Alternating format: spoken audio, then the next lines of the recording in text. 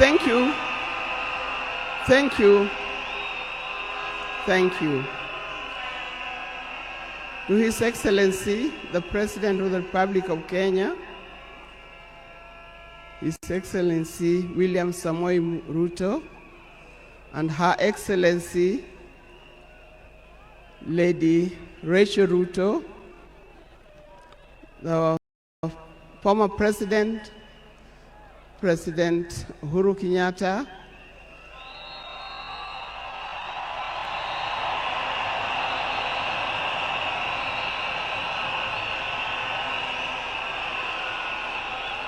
the visiting president,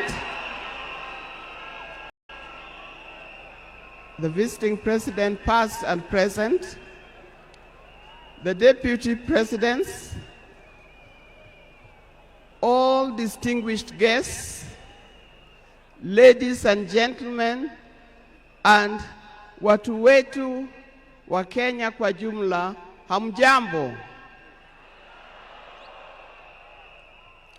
Today is a very unique day. It is not every day that I would be standing here to say something to the nation and to the world about my dear husband, Raila Amolo Odinga.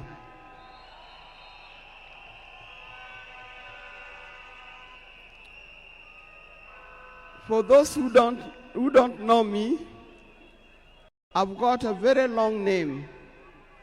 They call me Canon Dr. Ida Betty Odinga EST. Now, these names don't just come like that, but they are names that are given. I cannot forget the name that the public has given me, called Min Pin.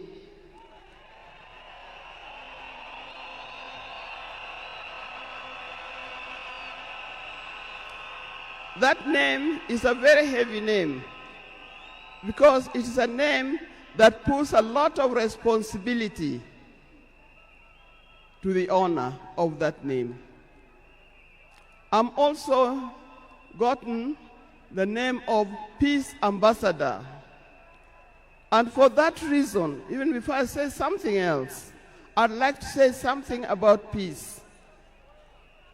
One thing that I know that Raila stood for, and he keep on repeating, is that we need peace in our nation, we need peace in our homes. And peace will not survive in a situation, in a chaotic situation.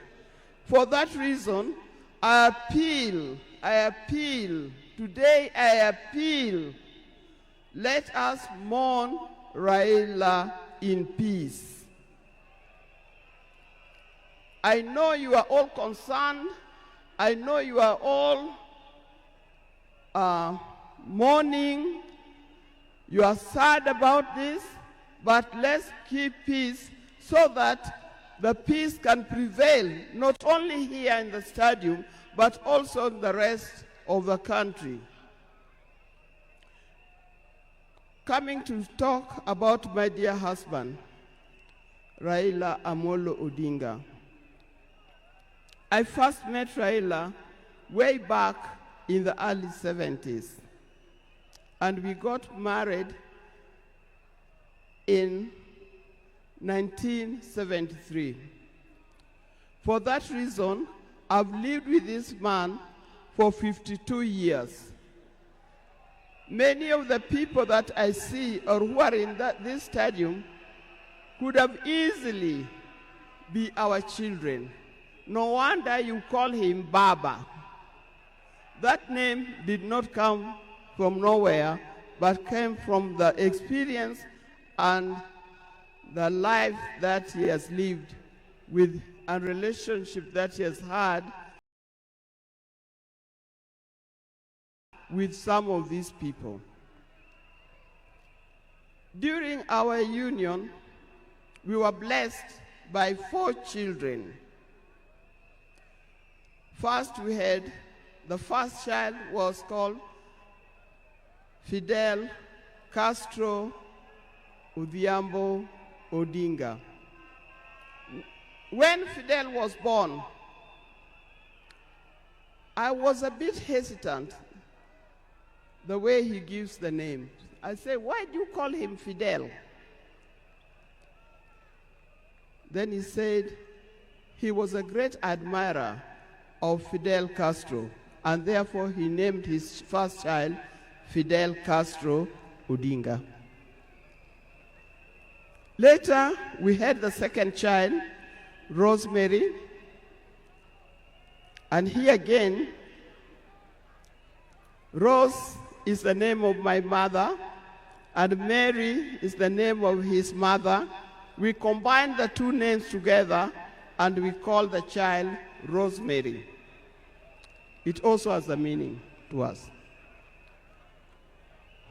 When it came to the third one, and he named after his best friend and his cousin called Raila Kembo, with whom they shared the name. So we ended up with Raila Oginga Odinga. Last, there was a big gap, and I'll explain to you. Last came the fourth child. The fourth child, when I went to the hospital, and you know those mothers, you end up somewhere in labor ward. And I was watching the television. And on the television, that's the time when Nelson Mandela had come out of prison. It was he's been there for 27 years. Raila also had been in prison, but that's not why we named her Winnie. And I was watching the television, I could see Nelson Mandela and Winnie Mandela holding hands as Mandela walked out of the gates of the prison. By then, I didn't know what kind of child I was going to get. But then I said, if it's a boy, we'll name him Wilson Mandela. But if it's a girl, will be Winnie Mandela. And therefore, Winnie Mandela arrived. And that's the fourth child. I see, when you look at this naming of the children, I know these days you can name your child anything that you want, but I'll appeal to those who are still having babies. Give your child a meaningful name, because you name them people you never saw, you never heard of, simply because it saw the name written somewhere. There's nothing wrong with giving our children the names of the people who in our lives we think are the heroes. But as we continue living together, we've learned how to cope, because we all have weaknesses and strengths. We learned to talk straight to one another. We learned to speak the truth, and we learned to forgive and move on. Now, that forgiving spirit was not only in the home, but is something that he has spread to the Kenyan. You've seen how many times he has tried in the elections, but that forgiveness is paramount. So please don't carry grudges from one generation to another and from one group to another. We are all Kenyans. We are all Kenyans. We are sisters and brothers.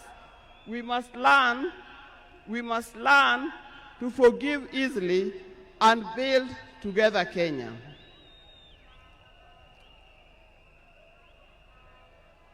Towards the end, I'll not say everything. I would like to say everything, but time would not allow. And a span of 52 years is not a short time. I hope that when I get another opportunity on Sunday, I'll be able to say more. But one thing that he kept on repeating to me is that we must urge Kenyans, we must urge Kenyans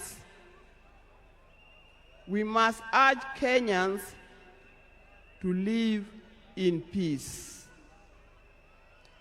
He kept on repeating that. We must repeat it to our Kenyans, we live in peace. Raila hated dishonesty. He hated dishonesty. He hated greed.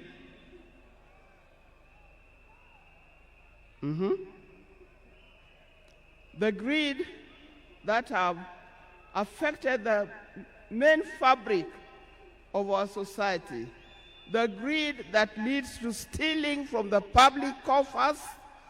The greed that leads to corruptions.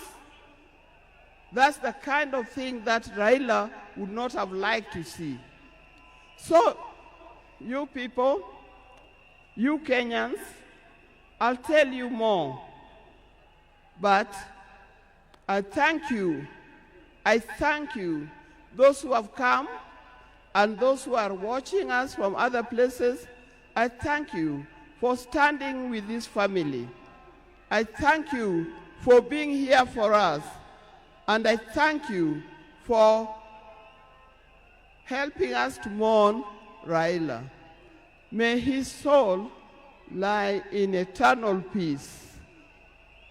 And for the people of Kenya, I wish you well, thank you, and may God bless you. Thank you.